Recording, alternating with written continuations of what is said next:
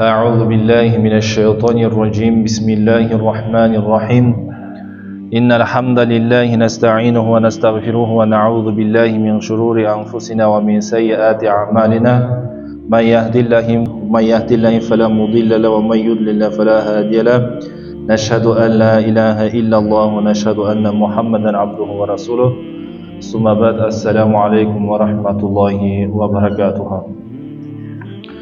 Урматтуу жамаат, мына бардыгыбыз көрүп аткандай убакыт аябай тез өтөт. Аллах Таала Кур'ан-ы Каримде айтат: "Вал аср, иннал инсана лафи хуср, илля лазина аману ва амилус солихати ва тавассау бил хакки ва тавассау бис сабр" айтат. Адам вал аср убактысына кылымга ант деди да. Аср убактысына убакытка ант деди да. Убакытка ант. Чындыгында адам баласы деди зыян кеште. Адамдардын бардыгы зыян тартууда деди. Иллаллазина аману, бирок иман келтирип бири-бирине сабырдуулукту жана акыйкатты осуят кылгандар гана адаш эмеде эмес деди, зыянда эмес деди. Аллах Таала өзү убакытка, күнгө касам ичет да, ант ичет. Эмне үчүн Аллах Таала именно ушул асырга, асыр убактысына, анан асыр дегендин көп мааниси бар да, кылым деген дагы мааниси бар, век деген дагы мааниси бар. Кылымда, асырда көп нерсе өзгөрөт. Кылымда көп нерсе өзгөрөт, поколениялар өзгөрүп кетет. Анан убакыт дагы. Убакытка ант деди, демек убакытты адам эмне кылыш керек экен? Карманып калыш керек да. Эгерде мына азыр мисалы үчүн жаш кез биз эле бат эле 5 жашта болсок, 15ке чыгып, мисалы үчүн бат эле 50ге келип каласың. Кандай жашоону жашап койгонуңду өзүң түшүнбөй каласың да. Өзүң чече эле чуркап жүргөн жаш бала элең. Бирок дароо эле карасаң уже 30дан өтүп кеткенсиң, аябай өкүнүчтүү болот да, обидно болот. Өзгөчө адам эртең 20 жашта адамга анчалык билинбейт экен да. Жашың канчада десе 20да, 25те, 26, 29, андан кийин бирок 30 дегенден кийин обидно болуп баштайт экен да адамгачы. 30дан өткөндөн кийин уже сени адамдар байке деп баштайт экен да. Байке деп баштаса уже тебе обидно будет да. Байке депчи. Ошон үчүн адам караш керек. Эмне убакыт бат эле өтүп кетет да, урматтуу бир туугандар. Убакыт бат эле өтүп кетет, ошон үчүн амал кылып калыш керек. Амал кылып, жакшы амалдарды, эмне амал китебибизди жакшы амалдарга толтуруп калышыбыз керек да. Убакыт бат эле өтүп кетет. Мисалы үчүн зына кылып, арак ичип, жаман жолдо жүргөндүн деле жашоосу өтүп кетет, ошол жашоону жашайт. Иман жолунда жүрүп 5 убакыт намазын окуп жүргөн адамдын деле жашоосу эмне болот? Өтүп кетет, экөөнүкү деле бирдей жашап атат. Бирок эмне ошон үчүн күнөөнүн дейт, эмнеси калат дейт, күнөөнүн рахаты кетет, бирок азабы калат да. Күнөөнүн рахаты кетет, бирок азабы түбөлүктүү калат. Бул ибадаттын сообу калат да. Ибадаттын сообу калат. Ошон үчүн Кур'анда Аллах Таала айтат: "Я айюхаллазина аману тақуллаха вал танзур нафсум ма каддамат лигад". Иман келтиргендер дейт, иман келтирген мусулмандар, иттақуллаха, Алладан корккула деди. Алладан корккула. Вал танзур нафсум ма каддамат лигад. Ар бир нафс деди, эртеңки күнгө эмне даярдаганына карасын деди. Эмне даярдадың? Канча жыл намаз окудуң? Канча жыл орозо кармадың? Канча жыл тахажжуд окудуң? Канча жыл илим алдың? Мына ошол нерселерге караш керек. Же дагы деле адашып караңгылыкта, залалатта жүрдүңбү?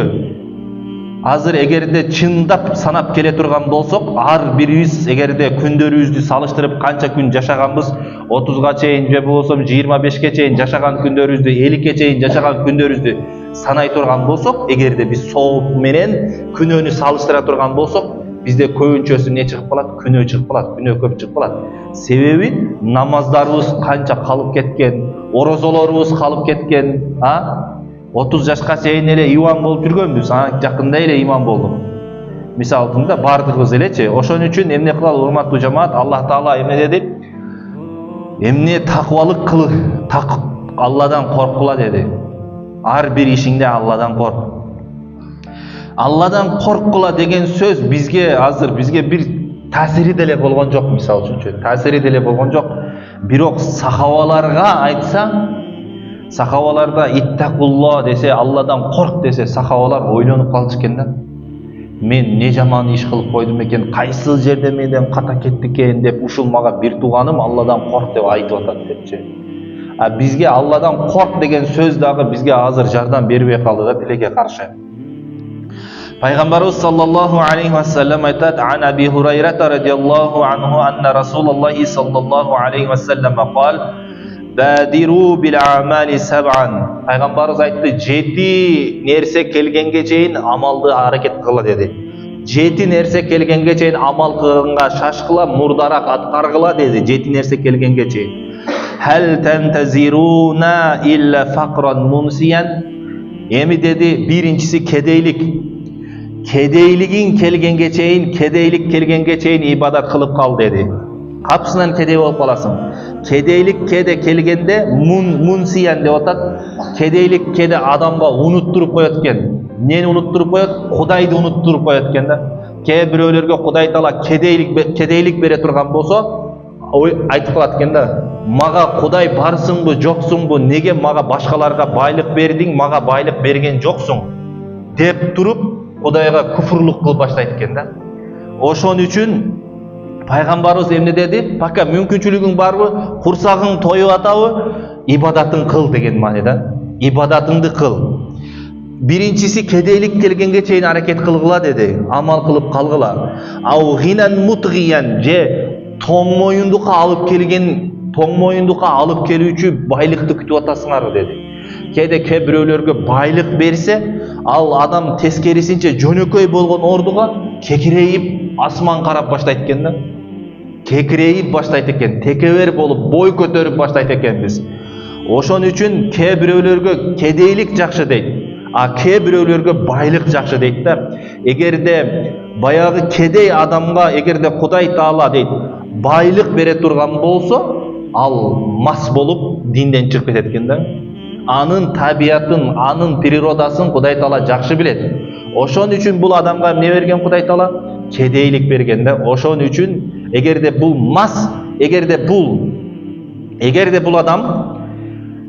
адамга байлык бере турган болсо, бул дароо саунадан саунага намазын таштап балким чуркап жүрөт да. Ошон үчүн жакшы адам, урматтуу жамаат,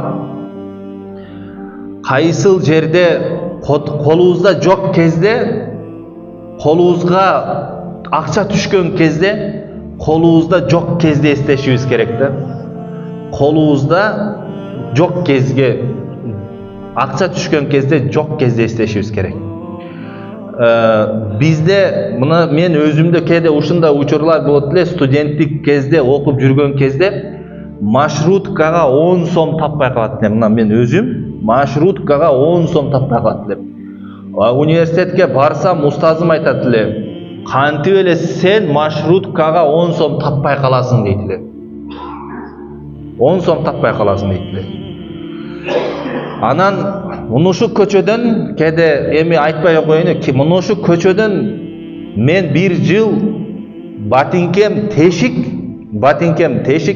пакет кийип каттаганмын, университетке пакет кийип окуганмын. Бир жолу келгенде ушул жакта менин пакетим дагы айрылып кетип, бутума суу кирип кеткен да.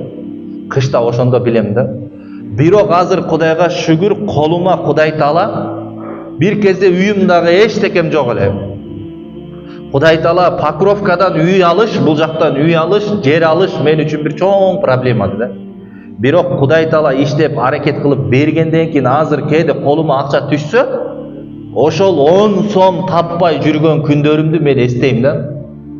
10 сом маршруткага таппай окууга бара албай калган күндөрүмдү эстейм. Мага Кудай таала ушул нерсени берди, азыр мүмкүнчүлүктү берди. Кой, бир кездерде мен ушуну таппай жыртык батинке кийип жүргөн элем деп эстеп өзүмдү сактам. Кой, Кудай сактасын деп, жамандыкка барба. Ошон үчүн урматтуу жамаат, эмне Кудай таала кээде байлык бергенде эмне кылбаш керек? Текеберденип бой көтөрүп кетпеш керек да. Тескерисинче канча мөмөлүү дарак дейт. Мөмөлүү дарак канча мөмөсү алган сайын ошончолук ийилет, ошончолук эмне болот? Адамга баягы ийилет да. Мөмөсү жок дарак боло турган болсо, мөмөсү жок дарак керек да, мисалы үчүн мындай тик тура берет да, эч башын ылдый кылбайт. Ошон үчүн канчалык биз илимдүү болсок, канчалык бай боло турган болсок, ошончо ийле бере турган болсок, Кудай Таала бизге арттырып бере берет. Демек пайгамбарыбыз эмне деди? Биринчиси кедейлик келгенге чейин аракет кыл, экинчиси байлык келип адаштырганга чейин эмне кыл деди? Аракетиңди кыл деди. Үчүнчүсү мародан муфсидан, же силерди жараксыз кыла турган ооруну күтүп атасыңарбы деди. Амал кылбайсыңарбы? Ооруну күтүп, жараксыз кыла турган ооруну күтүп атасыңарбы деди. Кеде азыр Кудайга шүгүр денебизде күчүбүз бар, алты саныбыз аман, намазга келе алабыз. Эртең балким жашыбыз өтүп Кудай сактасын бир ДТП болуп, бир нерсе болуп, балким коляскага отуруп калышыбыз мүмкүн, Кудай сактасын. Ошол нерсе келгенге чейин деп атат. Жараксыз кыла турган оору келгенге чейин пайгамбарыбыз саллаллаху алейхи ва саллям не деди? Амал кылгыла деди. Же эртең склероз оорусу менен ооруп калышың мүмкүн, мисалы үчүн баардыгын унутуп каласың. Жаттаган нерселердин баардыгы эсиңден чыгып кетет. Же болбосо заараң турбай калат, туалетке бат-баттан барып каласың. Ошон үчүн жаштыкта ибадат кылып калыш керек, урматтуу. Жаштыкта ибадат кылып калыш керек. Ау хараман муфнидан дейт. Же пайгамбарыбыз саллаллаху алейхи ва саллям айтты, алжытуучу карылык келгенге чейин амал кылгыла. Алжытуучу карылык келгенге чейин, кеде алжып каласың. Балдарын чакырып алып, зачем я вас позвал деп, мисалы үчүнчү. Мен балдарын чакырып алып, эмне үчүн чакырганын билбейсиң. Же бирөөгө чалып алып, зачем я звонил дейсиң, өзүңө унутуп каласың. Же ушундай алжыта турган карылык келип, баш аягың, аяк биягың таппай кала турган даражага жеткенге чейин дейт пайгамбарыбыз эмне кылгыла? Амал кылып калгыла. Илим алып кал, ибадат кылып кал, намаз окуп кал, ошого чейин сүрөлөрүңдү тууралап кал, Куран окуп кал. Ау маутан мужхизан, же силерди жок кыла турган өлүм келгенге чейин амал кылып калгыла деди. Силерди жок кыла турган өлүм келгенге чейин амал кылып калгыла. Ау даджала, же даджал келгенге чейин амал кылып калгыла деди. Даджал келгенге чейин амал кылгыла. Фашарру гайбун юнтазару, даджал күтүлгөн эң жамандык деди. Күтүлүп жаткан эң жамандык деди. Эртең даджал келип, балким азгырып кетиши мүмкүн кээ бирөөлөрдү. Ави саата, же силер кыямат келгенге чейин амал кылып калгыла деди. Кыямат келгенге чейин. Фасаату адха ва амар, бул кыямат өттө страшно деди. Кыямат өттө коркунучтуу, адха ва амар, аябай ачуу деди. Кыяматты Кудай Таала Куранда айтат. Кыямат башталган кезде дейт, кыямат башталган кезде жаш бала ушундай карап туруп, кыямат болгонун келе жатканын көрүп туруп эле дейт, кара чачы дароо аппак болуп кетет экен. Кара чачың аппак болуп кетет экен. Ал-Qaри'ату мал-Qaри'a ва ма адрака мал-Qaри'a деди го. Ал-Qaри'a деген жүрөгүңдү такылдата турган деген, кыяматта айтып атат. Жүрөгүңдү такылдатат. Сенин жүрөгүңдү барго коркуткандыктан сууруп алайын дейт, кыямат дейт. Сенин жүрөгүңдү не кылат дейт? Сууруп алат дейт. Ошол Qaри'a деген ошол кыяматта айтып атат. Өтө коркунучтуу дейт. Ошого чейин не кылгыла деп атат, урматтуу жамаат? Пайгамбарыбыз саллаллаху алейхи ва саллям амал кылып калгыла дейт.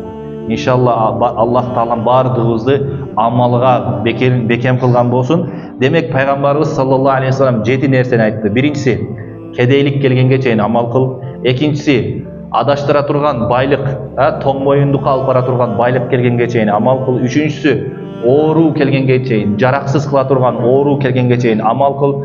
Төртүнчүсү карылык келгенге чейин амал кыл. Бешинчиси өлүм келгенге чейин амал кыл. Алтынчысы даджал келгенге чейин амал кыл. Жетинчиси кыямат башталганга чейин амал кылып кал деди пайгамбарыбыз саллаллаху алейхи ва саллям.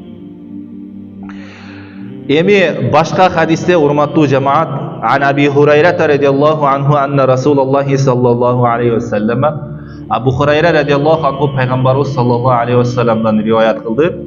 Бадиру би амали фитанан ка кат'ил лейлил музлим. Пайгамбарыбыз айтты, фитна башталганга чейин амал кылып кагыла деди. Фитна башталганга чейин. Ка кат'ил лейлил музлими, караңгы түн сыяктуу. Мисал үчүн караңгы түн башталат го, темно болгондо картошка казып атасың, картошка казып атсаң, караңгыдан кийин көрбөй каласың. Это картошка или камень? Экөөнү ажырата албай каласың да караңгы келген малды. Пайгамбарыбыз айтып атат, ушундай фитна келет, бузукулук. Фитна келет, адамдар ушундай бузулат. Сен баягы караңгыда картошка менен эмени ташты айырмалай албайсың го. Ошол сыяктуу дейт, акыйкат менен акыйкатсыздыкты айырмалай албай калат экен адам. Где правда? Не можешь различать, отличать от друг друга. Караңгыдагыдай болуп калат экен да. Ушундай фитна болот экен. Азыркы кезде деле ошондой башталган. Азыр мисалы үчүн кээ бир адамдар сомнения менен жүрөт. Мисалы үчүнчү, каякта эме болуп. Урматтуу жамаат, ошон үчүн мына бөлүнбөстөн, эме кылбастан, мечитте фитнага эметпестен, ошон үчүн дружно болуш керек да. Ла илаха иллаллах Мухаммадур Расулуллах деген калиманын астына эмне кылыш керек? Топтолуш керек. Жакында эле бул кошунабызды бирөөсүнө айтам да, кошуна мечитке келбей калды. Неге мечитке келбей калдың десем, мечитте де путаница дейт. Один вот так читает, один вот так читает, один так читает, один так читает, это лучше не надо мне ходить. Мечитке барсам только сомнения дейт, одни сомнения дейт. Мечит тилекке каршы урматтуу жамаат. Эми бул ыйман алсыз баягы эме адамдардын сөзү болуп атат да. Бирок бизди башка жактан жаңы келген адам чындап эле айтат да, бул сколько у вас разделений, сколько у вас течений депчи, мисалы үчүнчү. Бир жаңы адам келе турган болсо, бул жактан дарроо люди начинают его тянуть к себе.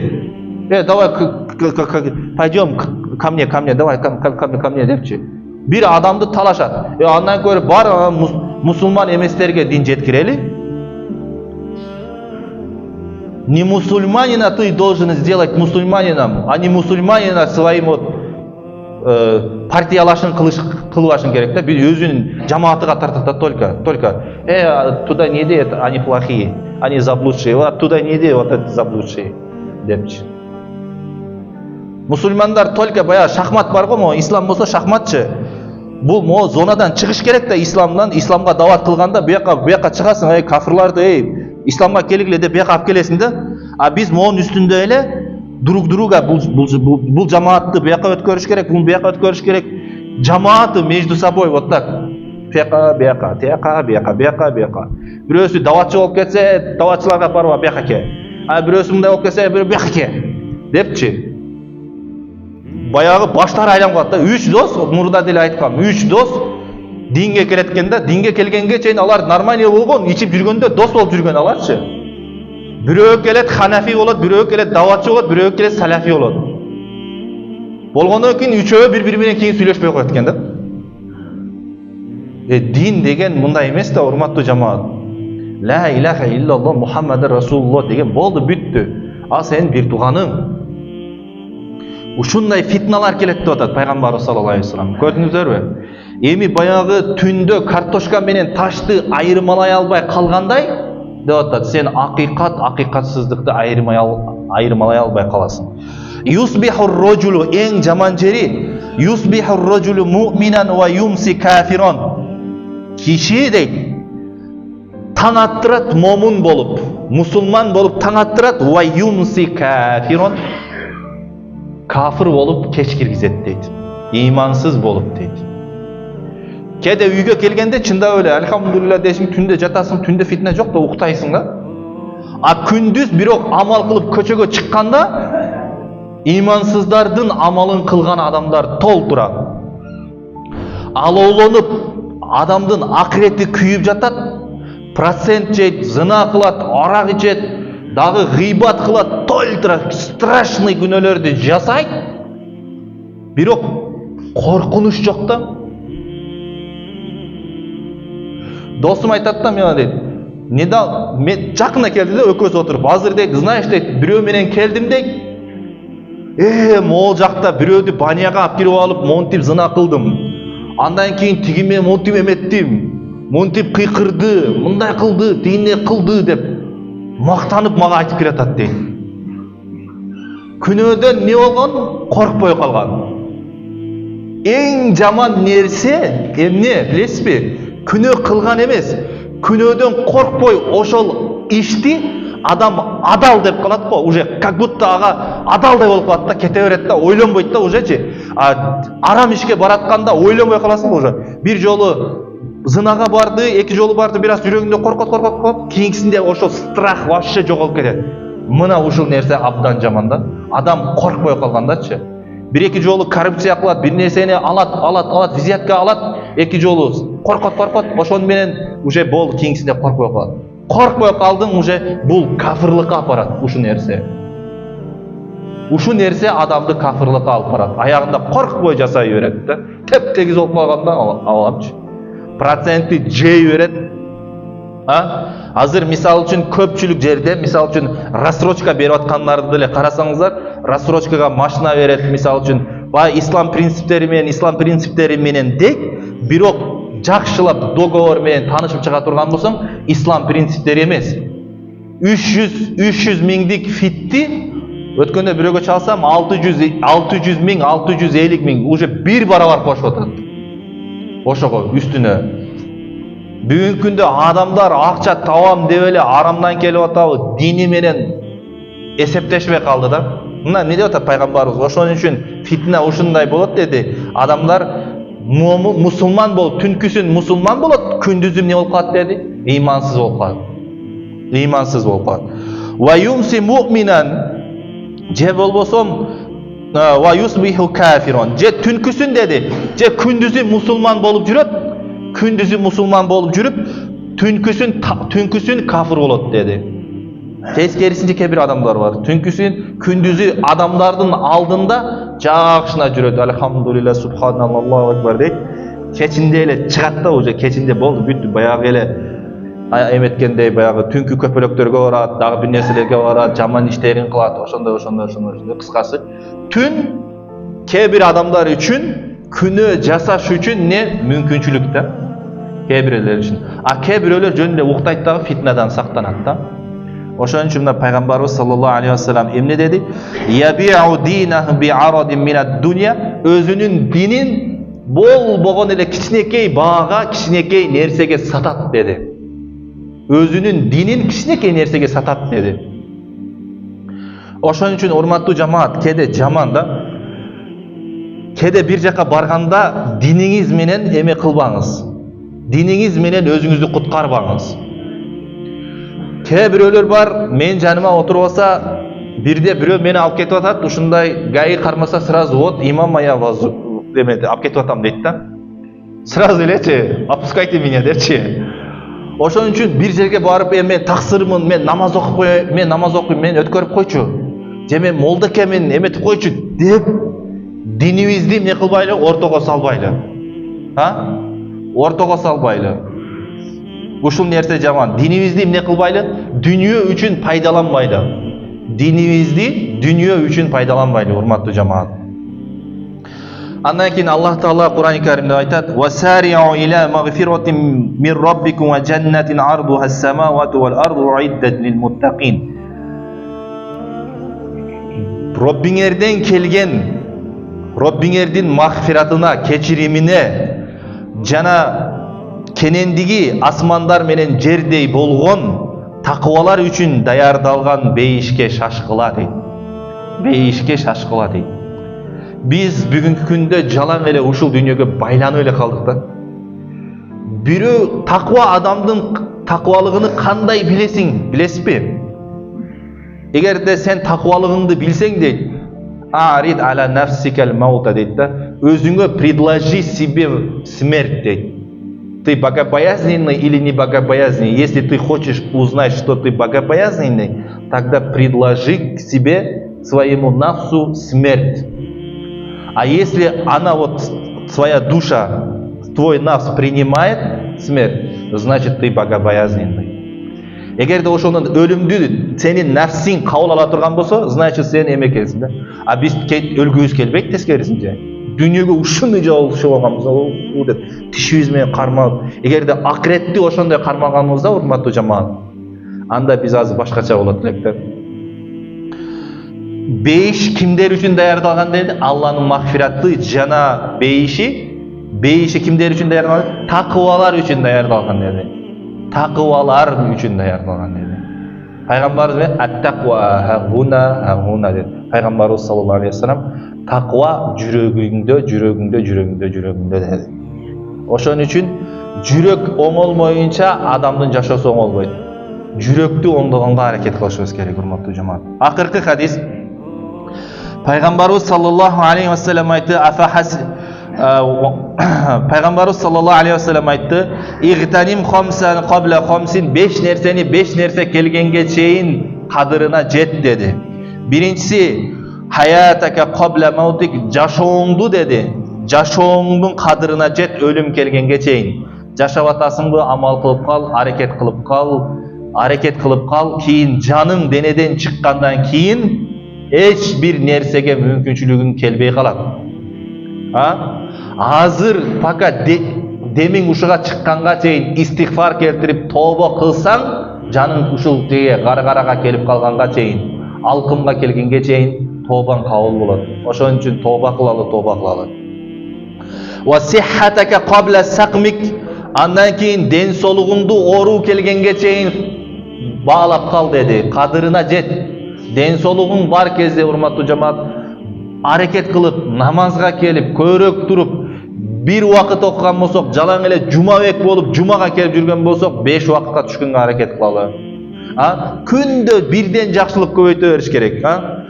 Амалда ушундай болуш керек, кечегиден бүгүнкүгө жакшыраак болуш керек. Ва фарагaka qabla shughlik, бош убактыңды бир нерсе менен алек болгонго чейин аракет кылып кал. Эртең азыр мына жашсың, балдарыңыз аз, мисал үчүн. Бош вакыт болот. Жаш кезде бош вакыт толтура болот. Бирок жаштар чегип, ичип эле жүрө беребиз да, убакыт болгон кездечи.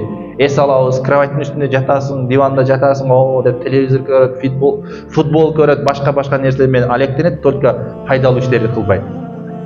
Эртең балалуу болгондон кийин бала чакалуу болосуң, балаңды үйлөшүң керек, тигини чыгарыш керек, бөлөк чыгарыш керек, үй салыш керек, там салыш керек дейт. Дагы не болуп калат? Амалга убакыт жок болуп калат.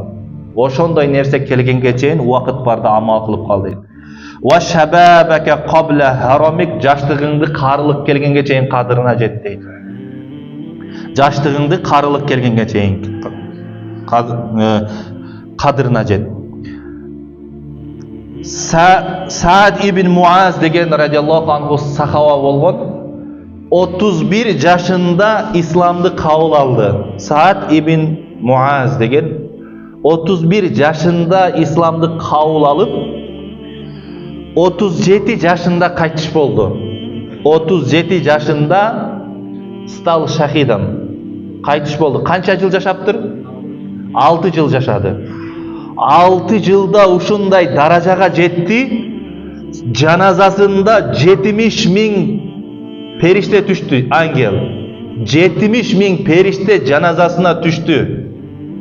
Элестетсеңиз, биз өлсөк жаназабызга ошончо периште түшпөйбү? Мисалы үчүн сахаба кандай даража, 70 000 периште эмеге түштү? Жаназасына түштү. Жаназасын кимдер окуду? Периштелер дагы окуду. А биз 6 жыл болгону, 6 жыл исламда жашап ушул даражага жетти. А биз жашаганыбызга, исламда жашаганыбызга канча? Мен альхамдулилла, мисалы үчүн тууганыма уже 32 жыл болуп атат. 32 жыл. Бирок канча амал кылдым? Сиз деле ошол суроону өзүңүзгө берип көрүңүз. До сих пор биз али Кудай Тааланын китебин түшүнбөйбүз го. Куранды түшүнбөйбүз али. Куран окуганды билбейбиз. Жашың 50ге келген, 80ге келген, 70ге келген, Куран окуганды билбейбиз. Ар бир адам өзүнөн сураш керек. Почему я такой тупой деп сураш керек өзүнөнчү. Пока бирөө сага көргөзүп айта электе, ты тупой, Аллах Тааланын сөзүн билбейсиң деген жок. На самом деле, если ты не знаешь, тупой же ты. Каждый человек у себя должен спрашивать. Значит, ты что-то не понимаешь, значит, билбесең сен тупойсың да, сен Аллах Тааланын сөзүн билбесең сен акмаксың. Сен билбей атасың. Жок, мен сиздерге карата айтканым жок. Мен мисалы үчүн мен өзүмө ошондой суроо берем да. Bir нерсени билбей калсам, Аладдин, ты тупой деп айтам да өзүмөчү. Про себя я мындай айтам. Давай вот это учи депчи, мону үйрөн депчи. Изучай вот это депчи. Өзүм динимде бир нерсени билбесем, мен ошол нерсени үйрөнгөнгө, илим алганга аракет кылам.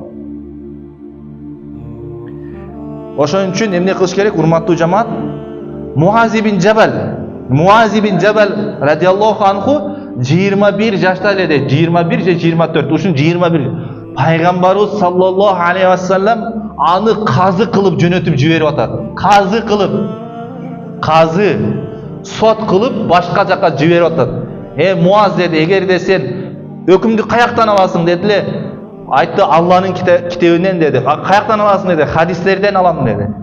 Анан каяктан аласың дедиле, анда өзүм аракет кылам деди. Эгерде Курандан таппасам, анан хадистен таппасам, өзүм аракет кылам деди. Азыр бизде 21 жаштагы балдар, балакай да, мальчишка али, 21-24 жаштагы балдар али үйлөнө элек али. Мисалы үчүнчү көпчүлүгү. Али көп нерсени билбейт. Эптеп шымын кие албайт. Ал биздеги балдар бар го, эптеп 24 жашта көпчүлүгүбүз эле эптеп шымыбызды кие албайбыз. А бул сахаба эмне болуп атат? Казы болуп атат, казы. Ошон үчүн биз үлгү ала турган адамдар мына сахабалар, урматтуу жамаат. Ошон үчүн эмне кылалы? Аракет кылалы, балдарыбызды окуталы. Иншалла балдарыбызды окуталы, өзүбүз окуйлу, аракет кылалы. Ошон илим менен, билим менен өзүбүздүн акыретибизди сактап калабыз иншалла. Субханака ла илма лана илля ма алламтана иннака анта алимул хаким. ربنا لا تزغ قلوبنا بعد إذ هديتنا وهب لنا من لدنك رحمة إنك أنت الوهاب. Аллахым өзүң мээримдүү, ырайымдуусуң. Аллахым бизди ушул айтылган аят хадистерге амал кылуу насип эткин я Раббал аламин. ربنا لا تزغ قلوبنا بعد إذ هديتنا وهب لنا من لدنك رحمة إنك أنت الوهاب برحمتك يا أرحم الراحمين.